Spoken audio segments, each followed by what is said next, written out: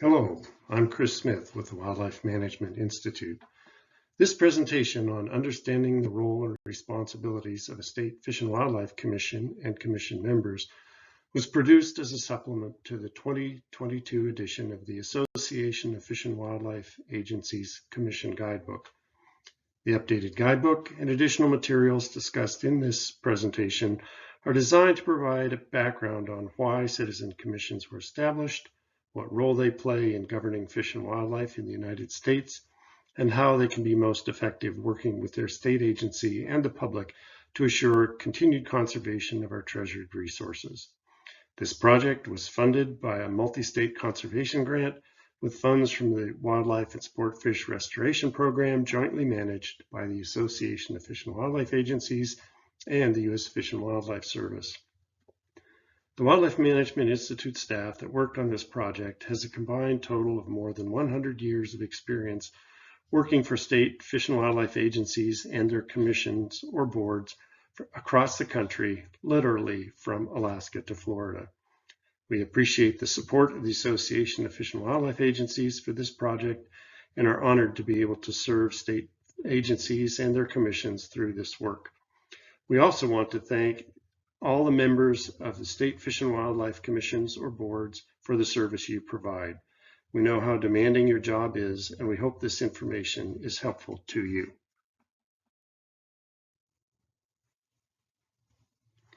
I want to start by clarifying what is meant by a number of terms used throughout this presentation. First, state fish and wildlife agencies may be called a department, division, bureau, or by some other name. For simplicity throughout this presentation, the term agency is used to refer to the governmental entity responsible for managing a state's fish and wildlife resources. Second, the terms stakeholder and beneficiary are used somewhat interchangeably. Stakeholders are people who are most directly influenced by or influence commission decisions. Beneficiaries is used in the context of public trust management and refers to anyone who benefits from the management and use of fish and wildlife. Third, while the governing bodies of some state agencies are called a board or council, in this presentation the term commission is used as a reference to all of these governing bodies. Fourth, when the title director is used, it refers to the chief executive of the state agency, whether their official title is director, secretary, commissioner, or something else. And finally, to save a bit of time from here on, the term wildlife is used to refer to all of the fish, mammals, birds, reptiles, or any other non-domesticated animals for which the agency is responsible. This presentation begins with a brief description of wildlife use and conservation in North America and the origins of the commission system of wildlife governance. Next, it discusses some of the variation in commission sizes and authorities and highlights the two key roles commissions have in working with their agency and public. With that background, we move on to discuss a commission's responsibilities within the public trust management framework and conclude with information on ways a commission and commission members can be most effective. Prior to European discovery of North America, the indigenous human population had relatively limited impact on wildlife populations and habitats. As Europeans colonized the continent and expanded settlement from both coasts, the prevailing view was that wildlife was endlessly abundant and few restrictions were placed on killing wildlife. Markets for meat, fur, and feathers promoted unsustainable exploitation, and government programs to remove predators to protect livestock and eliminate bison to subjugate Plains Indian tribes resulted in decimation of many species.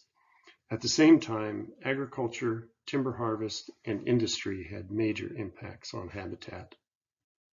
In the late 1800s and early 1900s, influential individuals including Theodore Roosevelt, Gifford Pinchot, and Harriet Hemingway raised the public's awareness of the need to conserve the nation's dwindling wildlife and habitats. Both federal and state governments began to enact laws to protect wildlife and hire officers to enforce those laws. Those officers represent the origin of many state wildlife agencies today. By the 1930s, these protective laws and increasing body of science applied to wildlife conservation began paying significant benefits and led to improved habitat recovery of many species we think of as common today. With the restoration of wildlife and increasing opportunities for public uses, competing interests turned to politicians to influence how wildlife was managed. Special interests with the right connections to powerful governors or legislators were often favored to the disadvantage of others. In response, the International Association of Game and Fish Commissioners, the precursor to the Association of Fish and Wildlife Agencies, proposed new ways of governing the management of use of wildlife. The foundations for this new system was a citizen commission comprised of volunteer members appointed to provide oversight of the state wildlife agency and make the rules governing use of wildlife in the broad public interest. There were several reasons for establishing commissions. The first was to limit the effect of partisan politics in decision-making. All public policy making, including wildlife management, is inherently a political process. However, to assure equitable distribution of the benefits of our wildlife resources, wildlife management decisions should be made in the interests of all citizens, not narrow interests or political parties. Second, by delegating the authority for fish and wildlife management to a commission, state legislatures created a better forum for public engagement in decision-making. With a narrower scope of responsibility than the legislature, the commission can spend more time evaluating the complex biological and social factors associated with wildlife management and provide more opportunities for the public to provide input and shape outcomes. Combined, these things provide a means for citizens to become stewards of the wildlife resources and provide for sustainable uses. Finally, commissions provide a way for citizens of a state to oversee the operation of their state wildlife agencies. In effect, many commissions serve as a board of directors, ensuring the agency is responsive to the public they serve. Today, all but a few states have adopted the commission system for wildlife management. Most state wildlife commissions are established in statute by the legislature, although a few were established in the state's constitutions. The size of commissions ranges from as few as 5 to as many as 19. In most states, commission members are appointed by the governor, subject to confirmation by the legislative branch. Some states appoint commission members based on geographic districts, and some require a balance of political party representation. Some states require that a number of commission members have certain backgrounds, such as being a farmer or rancher, having knowledge of wildlife biology, are active hunters or anglers, or are non-consumptive wildlife users. These requirements are generally intended to ensure that these interests are at the table during commission deliberations. However, it's important for each commission member to understand that, regardless of their individual background, the commission serves the interest of all the public.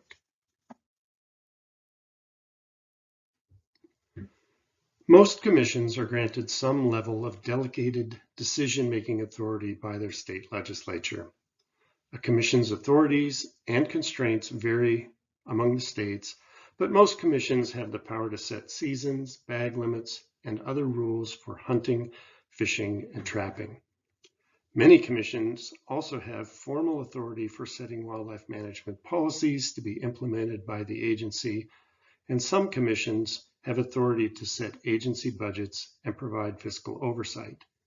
In some states, the commission is also responsible for selecting and supervising the agency director.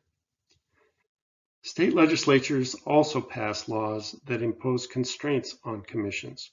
For example, a commission may be precluded from allowing or prohibiting certain practices that are regulated in statute. A commission must also comply with any open meeting, public records, or sunshine laws that apply across all state agencies. Newly appointed commission members should consult with their agency director or legal counsel to learn about the details of their authorities and constraints. Regardless of the size, composition, authorities, or constraints on any commission, it has two essential roles related to public trust management. The first role is managing the public trust resources embodied by the state's wildlife. Managing the wildlife resource as a public trust is rooted either in public trust doctrine or more broadly, the public trust philosophy. In addition to managing the public trust resources, the Commission also has an essential role in managing the trust the public has in the Commission and the agency. As discussed later in this presentation, maintaining the public's trust in the Commission and agency is essential for successful wildlife conservation. In some states, the public trust doctrine applies to wildlife. The public trust doctrine is a legal doctrine most often found in common law or case law, although in some states, like Alaska, it is enshrined in the state constitution. The doctrine is derived from Roman and English legal principles that were brought to North America by European colonists. The doctrine establishes a fiduciary responsibility for the state to manage wildlife for the benefit of all current and future citizens. In doing so, it must conserve the resource to prevent depletion and treat all citizens equitably in distributing benefits. Importantly, in states where the public trust doctrine applies to wildlife, a government's failure to fulfill its responsibilities can be challenged in court. In states where the legally binding public trust doctrine does not apply to wildlife, the broader public trust philosophy may still provide guidance for commission decisions.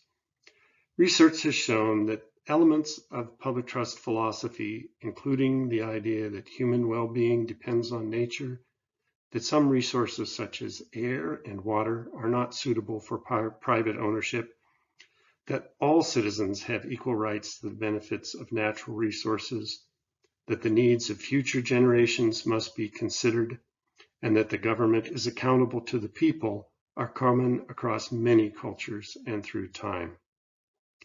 While public trust philosophy does not give citizens the ability to take the government to court like the public trust doctrine, citizens can nevertheless enforce these principles through the ballot box by electing new representatives or through ballot initiatives in states that provide that option.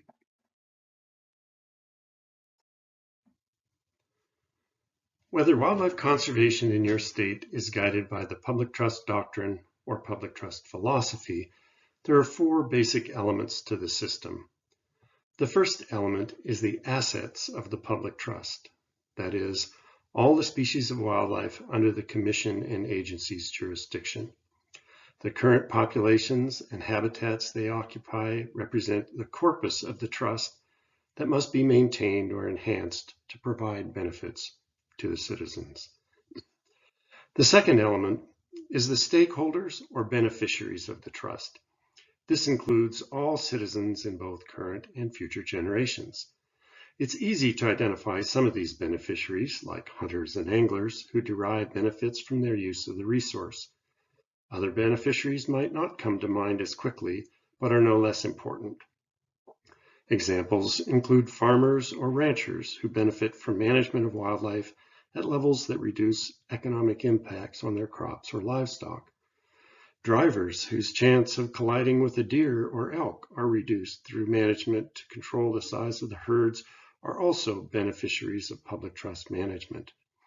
Even people who simply want to know that wildlife is being protected from harm are beneficiaries of public trust management. The third element in the public trust system is the trust managers, the professionals who work for your agency in many different capacities. These individuals are charged with the day-to-day management of the assets of the trust, consistent with the direction provided by the final element of the public trust system, the trustees. The trustees include all of the elected and appointed officials, including commission members, who are accountable to the citizens. While commission members may be responsible for most decisions related to the conservation of the public wildlife trust, it's important to recognize that other officials, including the agency director, governor, and state legislators, share responsibilities as trustees. It's worth diving a bit deeper into the differences between the responsibilities of the trust managers and the trustees. The professional trust managers in your agency are responsible for monitoring the status of the trust assets through surveys and other ways of assessing the number, health, and interactions of wildlife species. They're responsible for identifying potential benefits from the trust, such as the number of animals from a population that can be taken by hunters, anglers, or commercial fishers, or the change in economic impacts that would result from increasing or decreasing the number of animals in a given area. They are responsible for informing both you as the trustees and beneficiaries of the options and limitations for management. This is often done through development of species management plans that lay out various approaches with differing outcomes for consideration by the public, the commission, or other trustees. Informing trustees of beneficiaries' interests is another responsibility of the trust managers. While commission members can expect to hear directly from citizens through both formal and informal input mechanisms, public meetings or online comments often don't reflect the complete picture of public interests. Most states now either hire or contract with social scientists to gather objective data on people's interests, values, and opinions on management. Incorporating these human dimensions of wildlife is increasingly important as wildlife commissions face more complex and controversial decisions. Another responsibility of trust managers is facilitating dialogue among responsibilities. There will always be competing interests that want different things from wildlife in your state. By bringing competing interests together to learn about others' views and desires, and to seek outcomes that provide a broader range of benefits or represent win-win rather than win-lose outcomes, trust managers can make your job as a trustee much more rewarding. Your trust managers are also responsible for making science-informed recommendations. Using good science, they can tell you what outcomes of management are possible. However, science alone cannot tell you which outcome is the right one for a given decision. As a commission member, you will need to apply your values and the input you receive from the public to choose the appropriate course of action. Finally, trust managers are responsible for managing the trust as directed by the trustees. This means agency professionals should not substitute their values or judgment for yours unless the commission specifically delegates decision-making authority to them on a case-by-case basis. As trustees, commission members' responsibilities include maintaining the corpus of the trust, meaning ensuring the conservation of the species under your jurisdiction. This does not mean that you have to protect every individual animal or cannot decide to reduce the size of a given population. It simply means that you must ensure populations remain abundant and healthy enough to provide ongoing benefits for today's citizens without foreclosing options for future generations. Considering the needs of all beneficiaries, both current and future, is another of your responsibilities. It is almost unavoidable that some of your decisions will benefit some interests more than others. What you need to guard against is systematically advantaging one interest over others. By showing respect for all interests and listening to every opinion, you can demonstrate your commitment to fair treatment. Remember that empathy does not imply endorsement. You can seek to understand people whose values and desires differ from yours and consider their input without having to adopt those values as your own. In our experience, the more respect you grant to those who disagree with you as a commission member, the more those individuals respect you and the decisions you make. You are also responsible for allocating the benefits of the trust with two important caveats. First, the allocation must be consistent with the capacity of the trust to sustain itself. Second, the allocation must be made in consideration of all the competing interests. As mentioned a minute ago, this often requires balancing of interests. Finally, your responsibility is to focus on the policy and regulatory matters that come before you. It's your agency director's job to manage the personnel and programs and deal with the day-to-day business of the agency.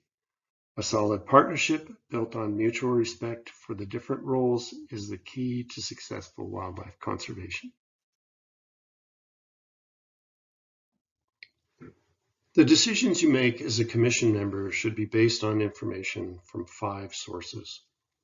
Obviously, biological and ecological information is critical as it tells you what options are consistent with maintaining healthy wildlife populations. This type of information is often the core of what agency professionals provide. Other important consideration your agency's professionals can provide are technical and economic feasibility. For example, it may not be physically possible or cost-effective to gather some types of information or implement a proposed action. If either of those is the case, other approaches will need to be developed. As mentioned before, most state legislatures set legal mandates and constraints that affect commission decisions. Making decisions that are not consistent with those parameters will invite challenges from citizens or the legislature taking action to further direct or confine commission decisions. Finally, social values and interests have an increasingly important and influential role in commission decisions. As mentioned before, science can tell you what's possible, but your stakeholders and beneficiaries will tell you what's right. There are many ways to gather information on social values and interests, and your agency professionals can and should help with gathering and analyzing that data for you. Society's demands for energy, food, water, and space are steadily increasing, putting mounting pressure on wildlife and habitats. At the same time, society's wildlife-oriented values are changing. Research conducted by Colorado State University has documented that the number of people who believe wildlife should be used and managed for human benefit, referred to as having traditionalist wildlife values, is declining. In contrast, the number of people who believe wildlife are part of our social network and that people should live in harmony with wildlife, termed mutualists, is increasing. These trends contribute to controversy over some of the ways wildlife has been used or managed in the past. In addition to these trends in wildlife-oriented values, the operating environment for agencies and commissions is changing. There is greater emphasis on conservation of endangered species or wildlife that is not pursued by hunters or anglers.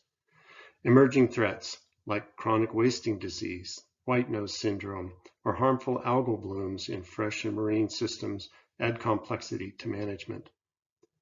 Budget constraints or caps on personnel levels can mean agencies must try to do more with less, all the while adapting to a rapidly changing climate.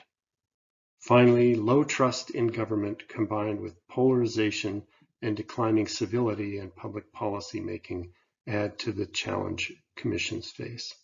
So, how can you be most effective given these factors? In our experience, the following actions and traits will help commissions and commission members succeed in today's environment. First, invite all perspectives to the table. Excluding certain interests from your deliberation or refusing to listen to opinions that differ from yours is not only improper from the standpoint of your public trust responsibilities, it will drive those interests to seek other ways to be heard, like going to court. Even the most controversial issues, given all sides a chance to express their views, is important. Second, treat all perspectives equitably. Strive for independence and objectivity when considering input, and don't just respond to the loudest voices in the room. You can't expect everyone to be happy with the decisions you make, but if the same interests are consistently dissatisfied with the outcome, that could be a sign of systematic bias. This principle also applies to how you interact with your fellow commissioners. Third, seek to fully understand the issues before you. You can expect to receive a great deal of information from your staff and will likely hear volumes from your public. Take advantage of the expertise in your staff and ask probing questions. Do your homework and be open to changing your mind based on new information or analysis, and, if necessary, consider postponing any non-urgent decision if more information is needed to make a sound and durable decision. Respect the agency's director's role and staff's expertise in making temporary emergency decisions on closures based on local conditions when appropriate. Fourth, consider the short and long-term impacts of decisions. It can be tempting to make a decision quickly and dispose of an issue that comes before you, but remember that wildlife conservation is a long game. In addition, your obligation to consider the interests and needs of future generations requires you to think beyond the immediate benefits of a decision. It may be necessary for people to accept some restraint or sacrifices now to keep options open in the years ahead. Fifth, act and speak as one body. While vigorous civil debate is an important part of a commission's decision-making process, once a decision is reached, the commission members should be consistent in explaining the rationale for the decision. In some circumstances, it may be appropriate to express or explain remaining disagreement among commission members, but this should be done without personal attacks or criticism of any commission member based on their individual view on an issue. Finally, effective commissions are accountable for their decisions. They do not place the blame on others if the outcome of a decision is not what was expected or desired, and accept responsibility for the outcomes, both positive and negative. If a commission makes a well-informed decision, there is no reason why members should be reluctant to explain to the public why or how they reached the decision or be defensive about it. If a member of the public objects to a decision, the best course of action is to let them know how they can participate in future decision-making that relates to that issue.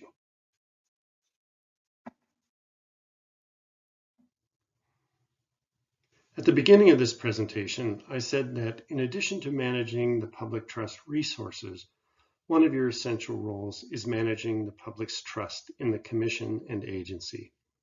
In many ways, public trust is your most valuable asset. With it, much is possible. Without it, conservation is much more difficult.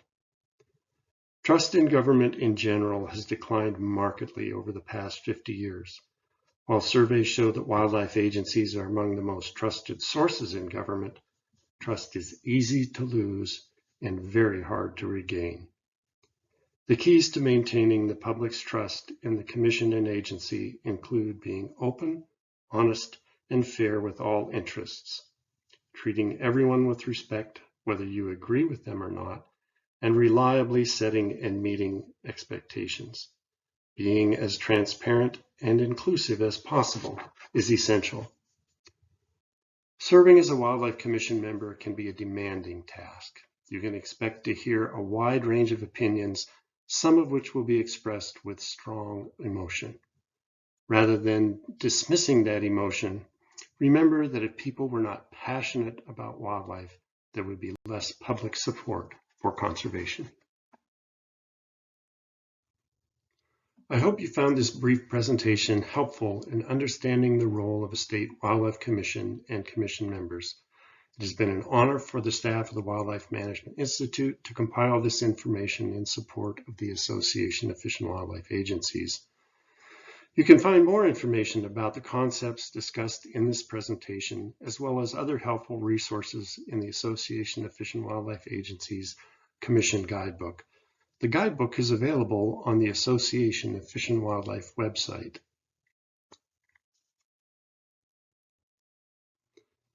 Finally, I want to say thank you to all the commission members who volunteer their valuable time to serve their state and conserve our precious wildlife resources.